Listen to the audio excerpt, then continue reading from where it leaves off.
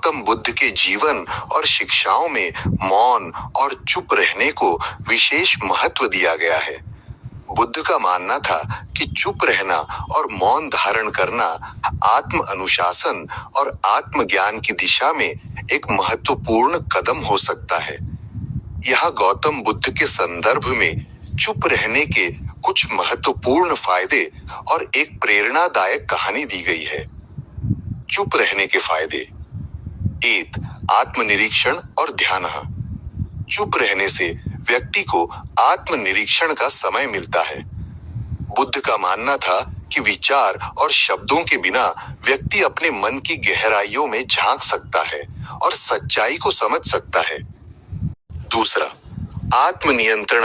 मौन व्यक्ति को अपने क्रोध, लालच और अन्य नकारात्मक भावनाओं पर नियंत्रण पाने में मदद करता है।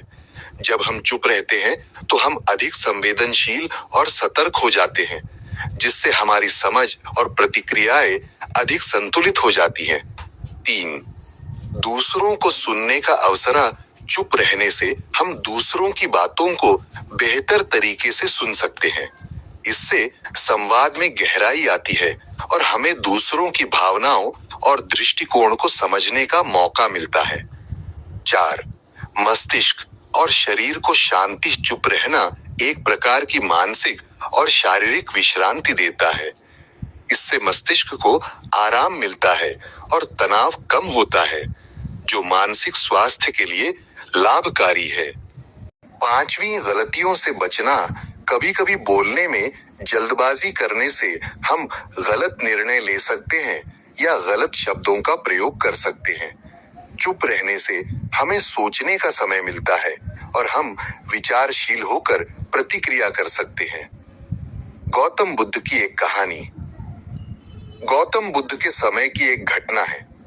एक बार एक गांव के कुछ लोग बुद्ध के पास आए और उनसे पूछा, तुम्हारी शिक्षाएं इतनी सरल और स्पष्ट हैं, फिर भी लोग उनका पालन क्यों नहीं कर पाते? बुद्ध ने मुस्कुराते हुए कहा, मैं तुम्हें एक कहानी सुनाता हूँ। एक दिन एक किसान एक बहुत ही कीमती घोड़ा लेकर जा रहा था। गांव के लोग उसकी प्रशंसा कर रहे थे, लेकिन उसी समय एक चोर वहां आया और किसान का घोड़ा चुरा लिया। किसान बहुत दुखी हुआ और पूरे गांव में चिल्लाने लगा, मेरा घोड़ा चुरा लिया गया है। परंतु कुछ समय बाद किसान ने चुप्पी साध ली और मौन में चला गया। गांव के लोग उसके पास आए और उससे पूछा कि उसने चिल्लाना क्यों बंद कर दिया। बुद्ध ने कहा, किसान ने महसूस किया कि चिल्लाने से उसका घोड़ा वापस नहीं आएगा। उसे शांति से अपने प्रयासों पर ध्यान केंद्रित करना चाहिए था। इसी तरह अगर हम निरंतर परेशान रहेंगे, चिल्लाते रहेंगे, तो हमें अपनी समस्याओं का समाधान नहीं मिलेगा। मौन में ही हमें सही दिशा और निर्णय मिल सकते हैं। निष्कर्ष। गौतम बुद्ध ने अपने अनुयायियों को सिखाया कि चुप रहना एक साधना है। इससे मन की शांति और सही निर्णय लेने की क्षमता विकसित होती है। मौन न केवल आंतरिक शांति प्रदान करता है, बल्कि यह बाहरी दुनिया के साथ तालमेल बनाने में भी सहायक होता है। मौन धारण करना बुद्ध के जीवन की एक महत्वपूर्ण शिक्षा है, जो हमें अपने जीवन को संतुलित और सार्थक बनाने में मदद करती है।